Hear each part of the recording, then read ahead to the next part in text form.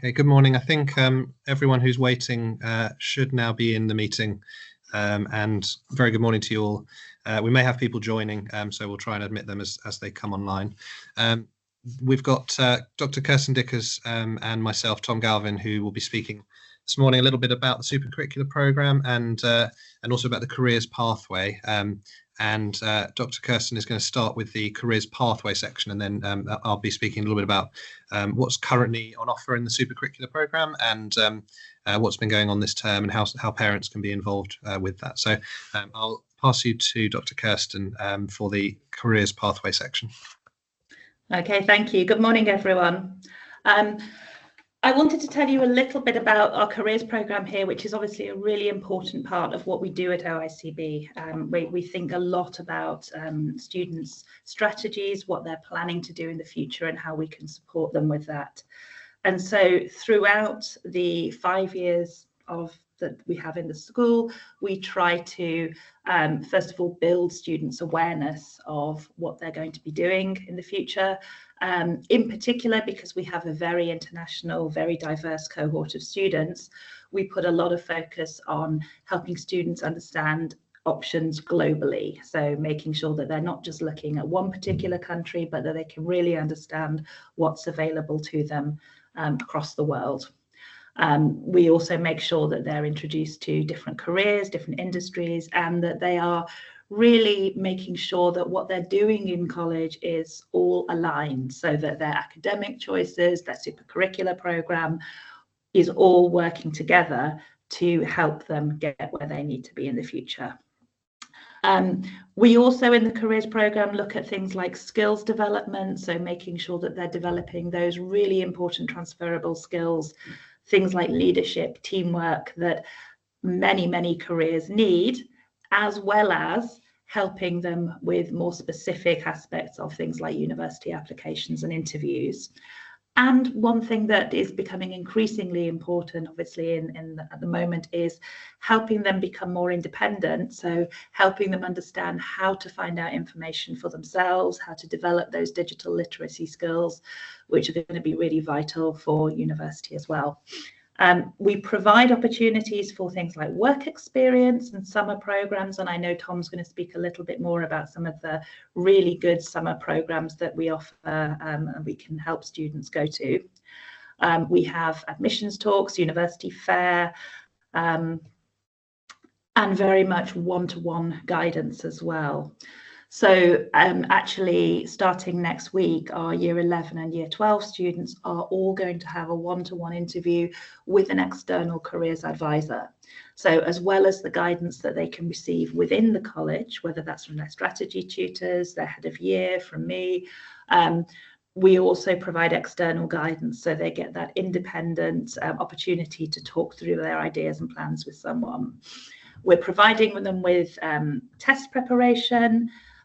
We're helping them think about exploring maybe opportunities that they hadn't considered before. And we're also really trying to make sure that we are staying abreast of what's happening within careers and making sure that our guidance and our preparation is right and is achieving what we want and what the students want. So there are two ways that we do this with career pathways. We have, first of all, in the younger year groups with year 9 and 10, they actually have a weekly careers lesson as part of their curriculum. Alongside that, all year groups have a supercurricular session on Thursday evenings, which is devoted to career pathways. Some of those talks are compulsory because they're so important for the students to attend. So I'll talk about some of those examples later. Others are optional because they might be related to a particular career. So we make sure that we have a variety for students to go to. One thing we use a lot within this college is UniFrog, which is a great platform for careers and university research. This is an example of the page that the students would see. So it has, first of all sorts of quizzes they can do to assess their interest, their personality, their skills, and then UniFrog will actually analyze that information and provide suggestions for careers and for future study based on that. But it does a lot more than that. They can then take that research further. They can look into the careers in more detail. They can also explore universities in the UK and overseas, and they can shortlist universities that they're interested in. They can look for opportunities for super curricular, so research, so they can do things like MOOCs, massive open online courses, to help them prepare for their university applications. And the other thing that's really important with Unifrog is that they can record everything they do.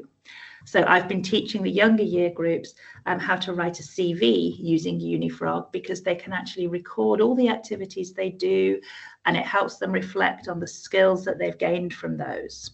So it's a really good way of them being able to keep a record of everything they've done, reflect on it, make sure that they're really thinking about what they're gaining from that. And in fact, when we come into year 12 and year 13, the students write their personal statements for UK universities on Unifrog as well.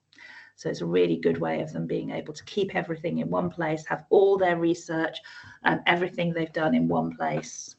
So within the career pathways lessons that we do for years 9 and 10, we started off, we've been looking with the youngest students at the changing job market, how the sorts of careers that people are doing and people's career journeys throughout life are changing. And we've been looking at what implications that's going to have for them. We've been using Unifrog with them for that self-assessment and research. And we've also been teaching them some basic career skills. So they've been doing they've been writing a CV, and later this year we're going to be looking at teamwork, entrepreneurship skills, and some interview skills as well with them. Within our super curricular program, so the Thursday evening program, our students pick one of 3 pathways to follow depending on what they're most interested in. So they can pick to follow the healthcare and biosciences pathway, physical sciences and maths, or humanities, social science and commerce. And the program we offer, some sessions are going to be relevant to all of those pathways because they're more general. Others are more targeted at one specific pathway. I should say it's possible as well for students to change their pathway as they go. So they don't have to stick to one. If a student maybe starts out on the physical sciences but actually realizes that what they're most interested in is maybe technology and entrepreneurship, they might sort of switch over or hover between the social sciences and the physical sciences pathway. I think that's everything from me. So I think I'm going to hand over to Tom at this stage, but I will stay on the call. And obviously, if people have questions and want to know a little bit more about what we do, please do let me know. Okay, great. Thank you very much. So I'm Tom. I head up the supercurricular team, but the supercurricular team really it has all of the teachers at OICB on board and helping to deliver this program.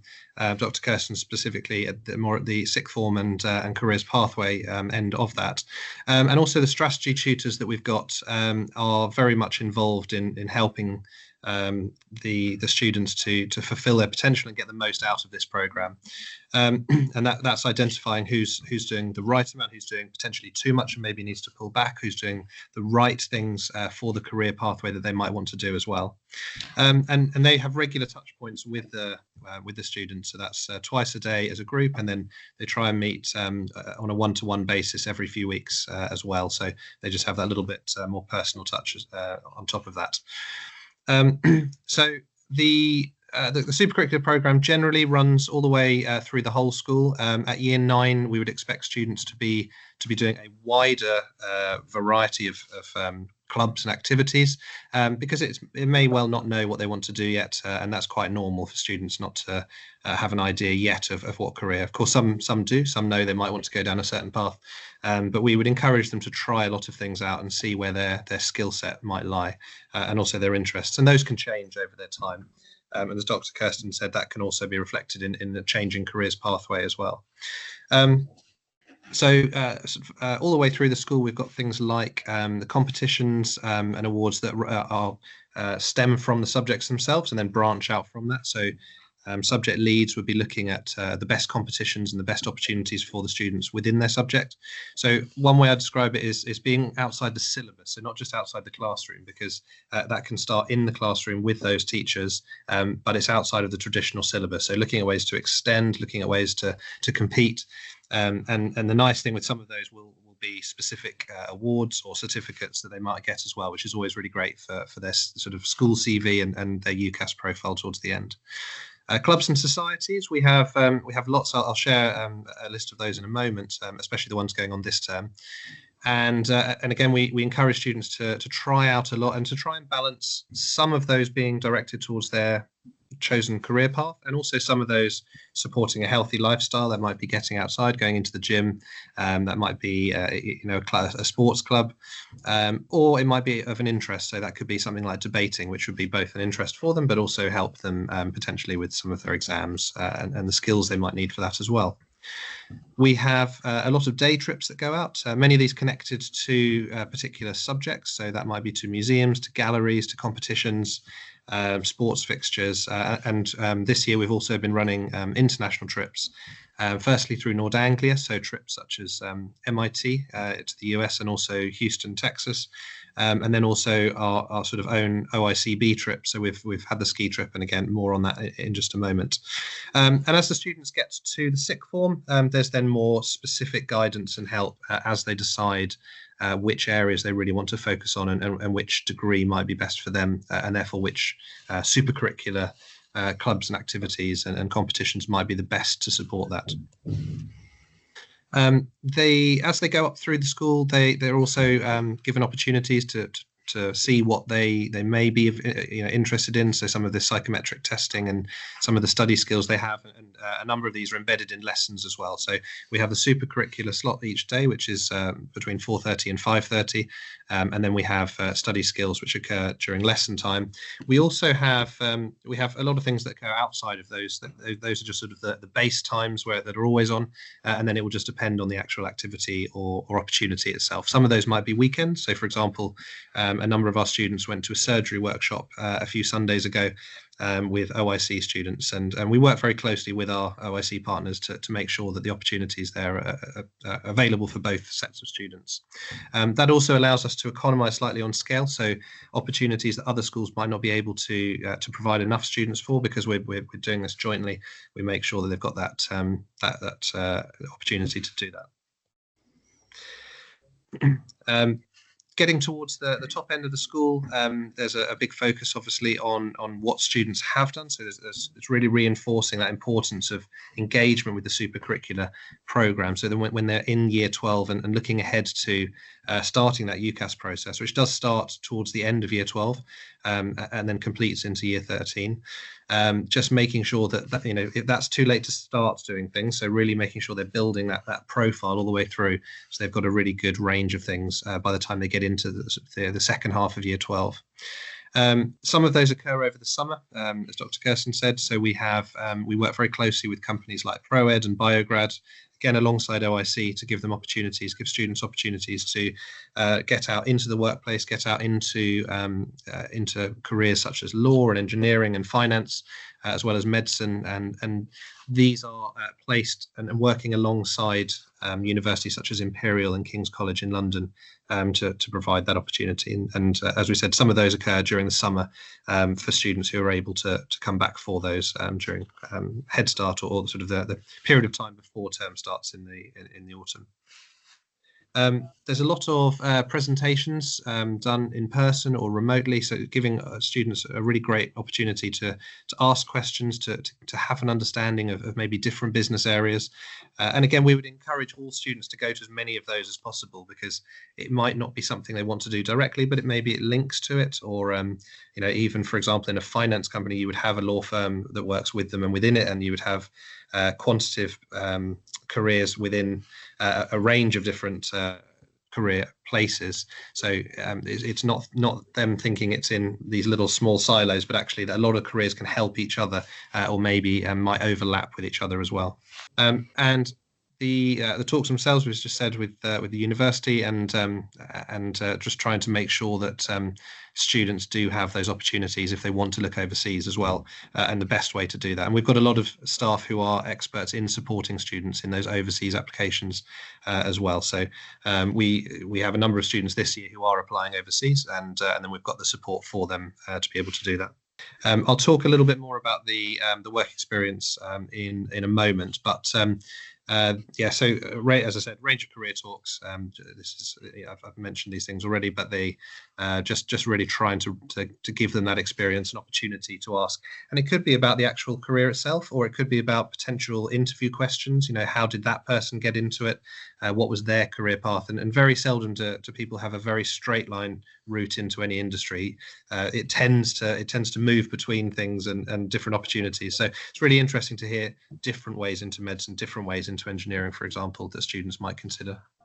The work experience, again, we've got a number of students who've been doing work experience during holidays. So, for example, in the summer during enrichment weeks, and then potentially during the weekends and weeks. Although we do encourage that to not be too much in term time, just given the pressure to complete courses. Given that some of the courses, for example, the 1-year GCSE is going to be quite intense, and also not to miss too much lesson time in general, just for those students who, especially those aiming for top grades. So looking for opportunities, and the school can support with that. It's very important that a lot of employers like that to come from the students as well, with support from the school. So students being proactive, and we're there to help and support them do that by making those applications and writing to companies for their work experience. And we can help give them guidance as to the best ways to do that. But then students being proactive is really important, and looks very impressive when they're doing that. We're already building up quite a big network of providers who are keen to have more students. So it's really important students are talking to their strategy tutors and communicating as to what sorts of things they might want to do, and what sort of work experience they might be looking for us to be able to support that. Lots of trips have gone out, as I said, lots of day trips. These have been in everything from science through to we've had law courts, we've had, as I said, museums, we've had field trips, we've had a really wide range of things. The staff have been really proactive in providing these opportunities, and some of these are optional and some of these are compulsory depending on the course that the students are doing. So again, just a really great idea for students to try and take advantage of as many of these as possible, just to build that profile as they go through the school, and hopefully identify things they might like or not. And then university fairs, as they get sort of higher up the school, being able to look at what is out there, what opportunities are there. Very often it may be a particular university that they're really keen to go to, or it might be a particular course, and then they may not know which is the best university for that course. So it depends what their approach will be to their university life. We encourage parents to become sort of proactive in seeing what the students are doing. We've this year taken up what we call Involve, which is a way to track student sort of engagement or involvement within the school. So if you were to look at your son or daughter's Involve profile, and if anyone doesn't have a login, please let me know, and it's very easy to set that up for parents. So all students and all staff have access to this. So strategy tutors, for example, can use this as well. And they would see the day-to-day, so the lessons they have, but they would also see anything extra. So yeah, you can see this particular student has music club that evening. It would have music lessons. It would have any clubs that they do. On the right-hand side, you can see this particular student's range of clubs, everything from Russian to Duke of Edinburgh Gold, MIT challenges, and so on. So really, really wide range of clubs there. As students go higher up the school, they don't need to be doing as many because they're usually a bit more focused in what they're doing, but they have the option to do as many as they feel they can do. So the guidance we'll say to them is year 9 and 10 should be doing 4 clubs and activities as a minimum, and year 12 and year 11 upwards should be doing 2 as a minimum. But sometimes when they have exams, that may reduce because they've got the exam pressure, and at other times they may have less exam pressure and therefore feel able to do more in the way of the clubs and activities. So Some of these as well might run at lunchtime. So sometimes you'll have a look and it looks like they're doing 3 a day, but actually sometimes they're at different times. So they are able to fit that in around other things as well. Some clubs are slightly light dependent. So things like archery is coming back in a few weeks' time, and that was very popular before. We are luckily out of the sort of need to use floodlights in the evening, so some of the more sporty clubs can now run a little bit more easily and for longer as well. Now that we have the daylight back towards the end of our winter, but many of these clubs are staff-led, and we've got a number of clubs as well that are student-led. So it's really great for students to be proactive, and if they have interests, sometimes coming to us and saying, we really want to run this club, we've got 4 or 5 of us who are keen to do this, is really great, and we can set that up for them, and it can count towards things like a Duke of Edinburgh volunteering through their leadership of that. So it's just great for the students to see what's going on. It's great for strategy tutors and other teachers to see how engaged students are, but it's also very useful for parents as well. At the moment, because it's a new system for us, and we were using it last term, we'll be using it this term as well.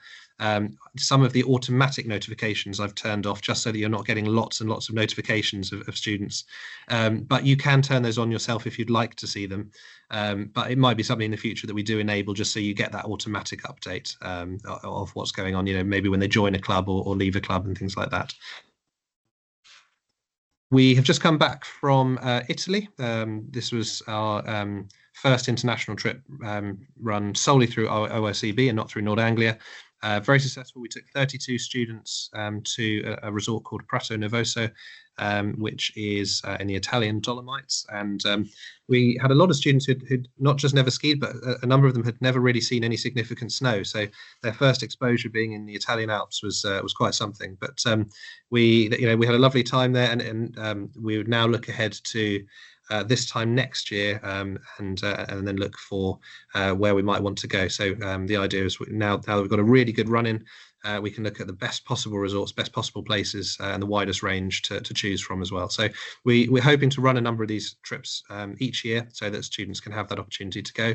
For this particular one, this was open to all year groups, hence being at this point in the year.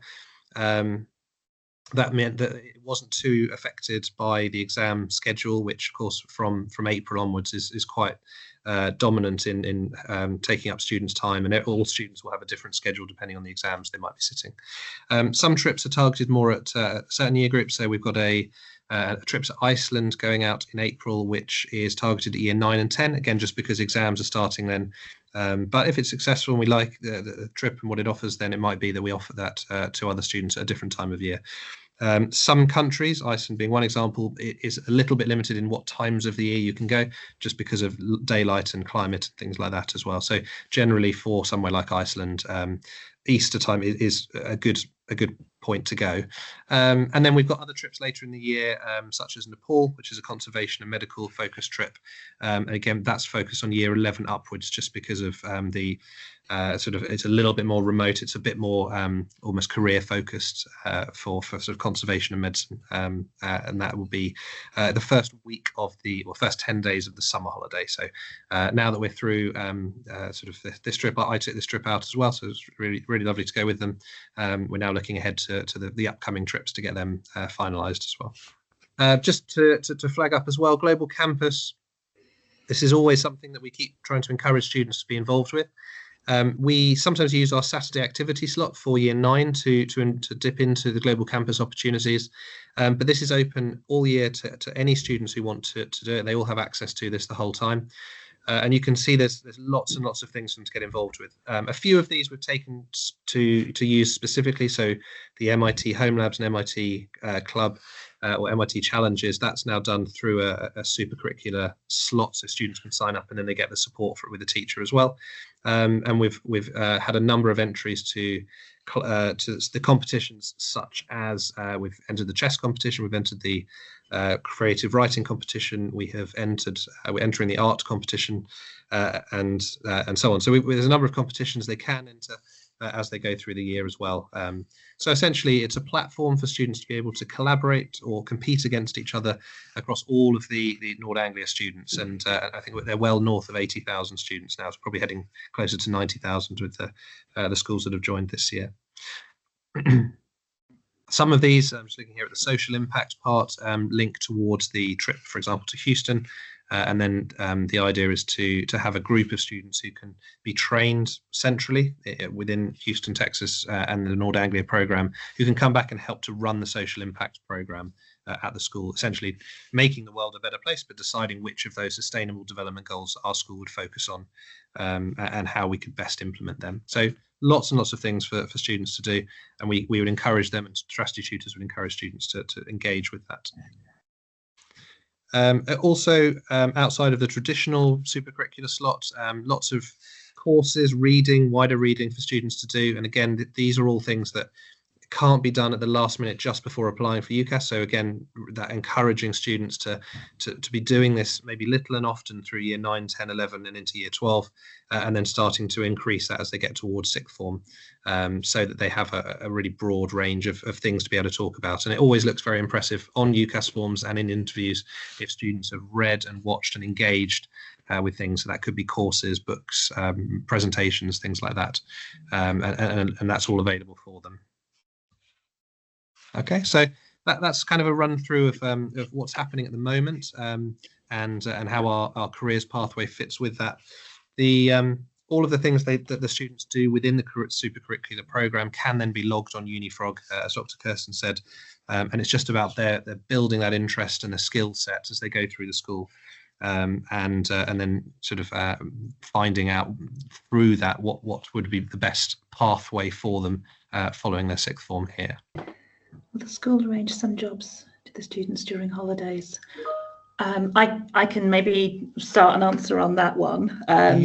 So in terms of arranging jobs during the holidays, so there are a few things to consider. The first thing is that work for students, so jobs as in paid work, is very complicated because most of our students are here with a visa, and there are very strict restrictions with a student working if they have to have a visa to be in the UK. So that's one issue. Work experience, as in unpaid, short-term kind of opportunities to visit the workplace, is something that we are looking into and we can often help with. However, it very much depends on, first of all, the student's age, and secondly, on what they want to do. So obviously, some work experience is easier to gain than others. Although, I mean, medical work experience can be quite a challenge, although we have recently had a student who spent a week with a team helping cancer, working with cancer patients. Work experience in psychology is impossible to obtain because of confidentiality and patient safety issues. So it very much depends what the student wishes to do, but there are many, many ways that students can gain workplace experience, either proactively themselves or that we can help arrange things for them. That may not be traditional work experience. Something that we're moving more to in the UK, for example, is online work experience, because so many people these days work remotely. So that's another thing that is often popular and that companies are very keen to offer. So there are plenty of ways that we can help support. Volunteering, fine too. We can help students with that. So what I would suggest is, if any student is very interested in gaining some relevant work experience, the best thing to do is come and talk to me. I will have a chat about what they're interested in, and then we can start to look into what might be available locally and what I can recommend for them. Okay, I had a question as well about the Duke of Edinburgh programme. So the Duke of Edinburgh programme is something that is very widely regarded as an excellent thing for students to be involved with. You know, whether that is at sort of year 9, 10 level, where you'd be looking at the bronze award, potentially silver going into year 10 or 11, or gold award within sixth form. Essentially, you have to be 14, 15 or 16 before starting those. But if you've done the previous award, it does reduce the time to complete the next award. So it is a good idea to try and work your way through. Although obviously students joining at sixth form, we would say to start at either silver or gold for those. We offer all 3 programs. We are a licensed DofE provider, and students can join that at any time of the year, although the earlier they come in, the better. But things can be backdated because, of course, we have a record of what they've done. So if they were to join, we had a lot of year 9s this year join towards the end of last term, but we know what activities they've done, so we can give them the credit for that in terms of the time. So it doesn't slow them down if they join us late. It just means we just need to check their paperwork and make sure that we can get them to the right place as quickly as possible. That's made up of a few strands. So there's a skills section. So a skill is something that you would is learning something new. So if students are, for example, learning an instrument, that would count as a skill. If you're playing chess, that would count as a skill, and so on. So a lot of clubs and activities they're already doing would count towards that particular thing, and that's the same for a lot of the strands of DofE. So they don't need to think about it as being 4 or 5 completely separate things. They may already be doing those by the other activities that they're taking part in. So skill is one, a physical activity is another, and the difference between a skill and a physical activity, it's something like chess. If you say is chess a sport or a skill, it's essentially if they're breaking a sweat. So they need to be, if they're moving around, if they're walking, running, then that would count towards a physical activity, whereas something like chess would count towards the skill. So there are some dividing lines there slightly, but again, it's to sort of encourage the student to have as rounded a profile as possible. So you have your skill, the physical activity. They would also have an expedition. So that expedition is 1 night for bronze, 2 nights for silver, and 3 nights for gold. And the silver and gold require a practice expedition as well. Bronze, we did one last year, and I think it's a good practice to do. And they don't under the letter of the law have to do that, but I think it's nice for them. And it may be this year we're just having a look at the best way to run the bronze, whether maybe all of the year 9 try the practice and just see if they like it, and then those that feel more confident about going through to the award could then do the assessed expedition as well. They have to be self-sufficient during that, so we teach them how to put up tents and cook and clean and look after themselves and carry the weight they're going to need to, but obviously bearing in mind any adjustments that need to be made for students who potentially couldn't carry the weight or need a bit of assistance on that. So it is about being open to all students. It's also about students having fun. They should enjoy it. And we had it happened to be a very rainy weekend last year when the expedition occurred, which was a shame, but those tend to take place in the summer because the weather is usually better, although we can't guarantee it in the UK. So the expedition is one, and then for the gold, they also have all students have a volunteering section. So year 9, for example, to make sure that they've covered that, have gone out and they've been doing things like beach litter picks and getting out around the school, doing sort of you can do it either an hour a week or maybe for 3 to 4 hours, but once a month. So we've been doing that more for the year 9s. Higher up the school, they've got a lot of potential leadership opportunities, and that could be running a club, that could be taking on a school leadership opportunity. So that volunteering can be done on the school site as a leadership opportunity, or it could be off-site as well. So we have other students who've been helping out, for example, in different areas of the school and giving their time as part of that program. So the volunteering is what is the other section. And then for goals, they have a residential. So residential, they have to spend 4 to 5 nights off-site not with the school. It has to be with a different group of people. But some of the opportunities we offer will count towards that. So, for example, those students who attended the Biograd Medical Week, which was in Liverpool last term, that actually counts as their residential. But it could be a cookery course, it could be going and learning campcraft and bushcraft skills, it could be volunteering at a summer school placement. There's lots and lots of different ways they can achieve this, and usually we would find that about half the students who are doing gold would achieve that by the time they leave. It's a minimum really of 18 months to 2 years, so it's a very tough process to complete for all students by the time they leave, but they can complete that right through to their 25th birthday. So anything they've done, if they've done 4 out of the 5 sections, that would also look really good on the UCAS, the fact they're working towards it and everything they've achieved so far, and they could then continue and take that profile with them to university, where they could complete any missing parts of that. And we have sessions every Friday for them to be able to support the students in achieving those awards. Those that get gold actually collect them from Buckingham Palace, so that's a good incentive for them. Okay. There's a question about can A-level students have work placements arranged by OICB during term time? So two things to consider. so as Thomas mentioned already, we generally advise students not to have work experience during term time because of the amount of lessons and learning that they miss. So we're sort of reluctant to do that. The other thing is we don't have a program, as used to be the case in many schools, where they would have a sort of work experience week when the school arranged placements for everyone. That's partly because of our situation, because we're a boarding school. The requirements on us in terms of checks and safety and what we need to do to get the students to placements are quite onerous. But it's also something that most UK schools are moving away from because it's not considered terribly helpful. I think what schools were finding was that if they had to arrange a placement for everybody, a lot of those placements were actually not very meaningful. You know, students might have ended up doing some filing or making cups of tea, whereas they're looking more for so the sort of government guidance that's coming in around work experience is to have more meaningful, varied placements. So we won't necessarily be arranging work experience for all our A-level students. We do very strongly encourage them to think about doing something during some of the breaks that they have.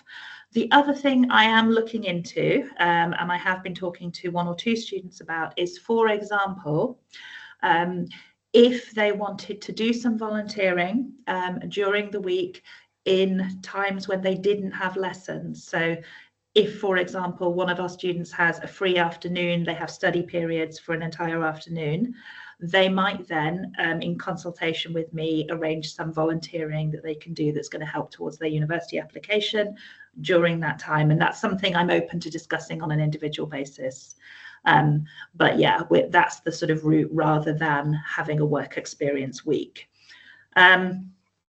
The other question we have is about a revision camp during the Easter holidays.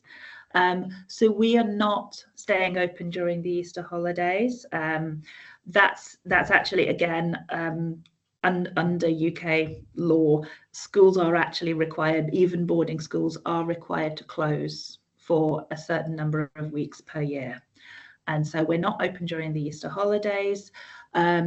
Obviously, students have been able to stay with us in the enrichment weeks breaks. We are also allowing Year 11 and Year 13 students to come back a little bit early. So I think they can come back almost a week before term starts if they want to be able to study quietly and revise within the school. The other thing as well on top of that is, when study leave does start, all teachers are available through that time. So they're in all their timetabled lessons as normal for that support. So even if there's not new material being covered, it can be more student-led. If students want to go through certain topics, the teachers are there to support. So and then as the exams get into full flow, that might be done on a more sort of class by class basis, and because everyone's exams will be at slightly different times, so they may not fit with normal lesson timetable, but the teachers are available through the whole summer term for that support and extra revision if needed. Okay, thank you very much. I think hopefully we've covered the questions there. If you do think of anything, do feel free to send them to either myself, Jaya, or Dr. Kirsten, and we'll endeavour to get back to you on those. But thank you very much for joining us this morning. Yeah, thank you. And yeah, please do email if there's anything that you'd like to know. Great. Thank you, guys. Thank you.